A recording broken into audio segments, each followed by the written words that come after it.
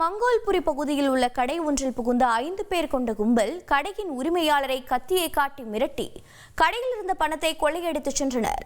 இதுபற்றிய கூடுதல் விவரங்களை செய்தியாளர் ரமேஷ்குமார் வழங்கிட கேட்கலாம். ரமேஷ்குமார், வணக்கம். கடையின் உரிமையாளரின் நிலை என்ன? இந்த சம்பவத்தின் மீது என்ன நடவடிக்கை மேற்கொள்ளப்பட்டிருக்கிறது? தலைநகர் டெல்லியின் மங்கோல்புரி பகுதியில் கடை ஒன்றுக்குள் புகுந்த 4-5 பேர் கொண்ட கும்பல் கத்தியை காட்டி மிரட்டி பணத்தை கொள்ளையடித்து சென்றிருக்கின்றனர். முகமூடி அணிந்தபடி 4-5 நபர்கள், 3 பேர் உள்ளே சென்றிருக்கின்றனர். 2 பேர் வெளியே காவலுக்கு நின்றபடி உள்ளே சென்ற 3 பேர் கையில் நீண்ட கத்தியை காட்டி மிரட்டி அந்த துணிக்கடையில் இருந்த பணத்தை கொள்ளையடித்து விட்டு கண்ணிமைக்கும் நேரத்தில் அவர்கள் தப்பி சென்றிருக்கின்றனர்.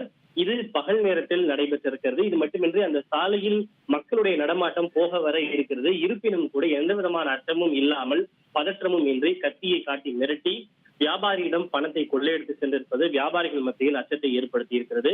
இதே மங்கோல்புரி பகுதியில் தான் கடந்த சில மாதங்களுக்கு முன்பு ஷோரூம் ஒன்றிலிருந்து, நகைக்கடை ஷோரூமிலிருந்து 15 லட்சம் ரூபாய் பணத்தை கொள்ளையர்கள் கொள்ளையடித்து சென்றனர். இந்த நிலையில் மேலும் அதே பகுதியில் இது போன்ற ஒரு சம்பவம் அரங்கேறி இருக்கிறது. இந்த நிலையில் டெல்லியில் பாஜக ஆட்சிக்கு வந்த பிறகு இது போன்ற குற்ற சம்பவங்கள் அதிகரிக்க இருப்பதாகவும், சட்டம் ஒழுங்கு மோசமடைந்து இருப்பதாகவும் எதிர்க்கட்சிகள் விமர்சனத்தை முன்வைக்க துவங்கி இருக்கின்றன. இதன் மீது கடும் நடவடிக்கை எடுத்து வியாபாரிகளை பாதுகாக்க வேண்டும் என வியாபாரிகள் கோரிக்கை விடுத்து வருகின்றனர். சிசிடிவி காட்சிகளின் அடிப்படையில் அந்த கொள்ளையர்களை காவல்துறையினர் தேடி வருகின்றனர்.